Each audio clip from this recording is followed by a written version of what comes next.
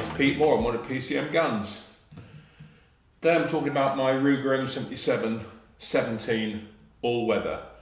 It's a 70 HMR bolt action, and I call it my mini varminter because it's capable, when I do my bit and there's not too much wind, of going out to 200 yards, and you can head shoot things like rabbits and hares at that distance. Not a real problem, providing you apply the principles of marksmanship. Ruger's M77 range has been around for quite some time, and perhaps not unique, but reasonably unusual, is that the guns are mirror images of themselves. The main difference between the two types of rifle, the centerfire guns have a stepped receiver, where the rimfire guns have a flat receiver. Ruger are also pretty unique by the fact they come with a set of dedicated rings. They don't use threaded holes that you can put bases on. What they do, they machine into the top of the receiver like a fixed rib with a slot for an anti-recoil bar and cutouts either side that the scopes clamp, the rings clamp into. They all come with 1-inch rings as standard, and it's been that way with Ruger for ages. Because they come straight off, they're sort of QD to a greater degree. They are dedicated, which, if you're never going to change your scope, makes a very good idea.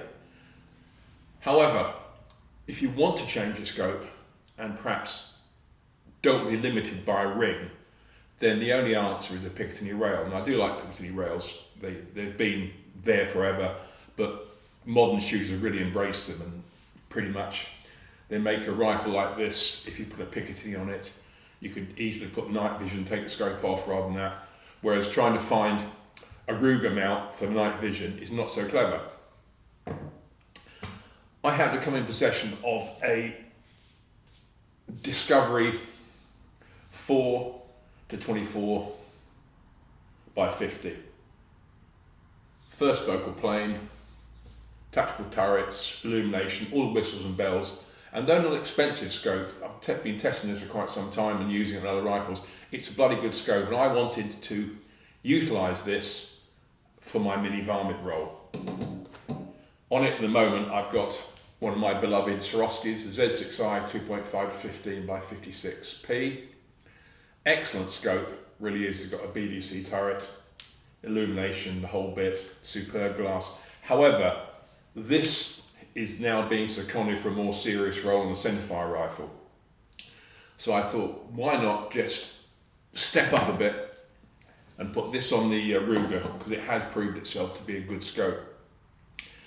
I originally did have a Picatinny base. I'm not sure who makes it. It might be Worn, but it's, as you can see when we compare the two, it's short. It's only designed for the fact that the 77 rimfire series have 3 scope cutout positions, one at the front, 2 at the rear, so you can adjust your scope rings and eye relief accordingly. This little Worn thing has got little like feet on it that clamp in, and I've never found it that easy to set up properly. So there you go. And the other thing is 34mm rings. Ruger do make them. I actually got one somewhere. I was looking into my Ruger ring box. I got one 34mm ring, which is no good. And rather than going to buy another one, because I think they're quite expensive now, so I suppose Ruger only do 1-inch rings with the rifles, and most people want 30mm minimum these days in low, high and medium heights. I was thinking about a Picatinny rail, and I remembered that I'd got a Picatinny rail from my Tikka T1X 22 rimfire from Country Sports Wholesale, from the BRITANNIA RAILS range, I should say. An excellent rail, well made. You have the options of various degrees of MOA, down tilt if you want it. So I got one in, and I just thought we'll have a look at it and see how it goes. So what do you get for your money? First of all, it comes in neat little square plastic containers. First thing impressed me was that's the rail. It's full length Picatinny for the action of the Ruger, whereas this one is a short one. Nicely made, marked up, 0 MOA, Britannia rifles, and as you can probably see, the sides are chamfered. With it, you have a little bag of goodies. which consists of 2 Allen keys for the various fittings, 2 short little stop vertical grub screws. Then you have what I would call 4 chamfered flat washers and 4 countersunk screws, plus a little tube of Loctite for fitting. What these little chamfered rings do is they, because they're set at an angle, they engage with the cutouts, as we should see on the Ruger's receiver. And these 2 tiny, what I call vertical lock screws, they screw in through down here to also lock it into the receiver as well. So all in all, it's a very secure system. These countersunk screws, which hold the cups on, fit front and rear. A little screw hole here. Just wind them in like so. So once they're loosely on, then you can position this and tighten them up.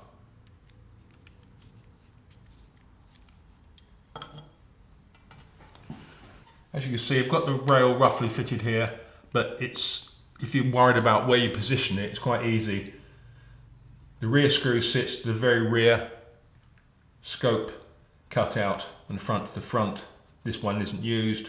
Also, this is cut away here because it's the ejection bolt, so the rifle ejects to the right.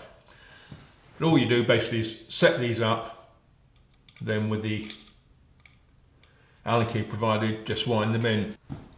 Once that's on to your satisfaction, you can then put on these little stops. They're stop pins. What they do, they go in front and rear. Just wind them in like so. And they engage, and it's just belt and braces, which I think is a good thing. So you just wind it in, goes right down, and that pin, that flat nose pin, actually engages in the slot machine for the actual Ruger rings. So once you're happy with it, just tighten them all up. I had the right Allen key at my help. So it's nice and tight, like so. And that is really all you have to do. This raises it a little bit high, so that you take that into consideration. So you do need some quite low mounted rings. In this case, I was looking through my massive collection of scope rings, and I found, much to my delight, a set of tier 1 34mm low rings, level bubble, and you really can't get much better than tier 1 if you're talking about scope rings. They just lock on like that.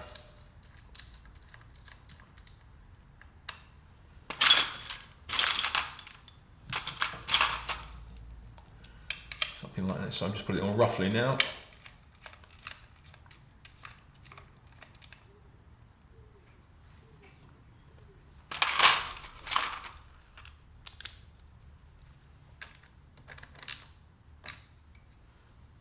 Like so. And now I have the scope.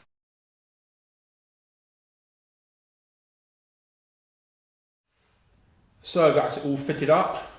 As I said before, you've got a nice bit of space between the rings, and I always like to put my rings as far apart as possible because it just seems to me it makes for more stability on the scope.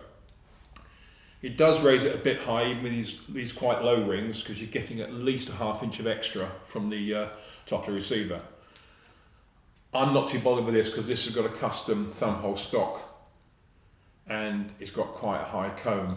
Looking through this with my eye, I think what I would do is probably get a piece of foam with some self-adhesive tape, probably about, I don't know, 1/4 inch foam just on this section here, and that would just bring my cheek up a little bit more, because when I'm looking through it, I'm not quite centering without having to raise my head, so that's just a little issue, but I could shoot this all day.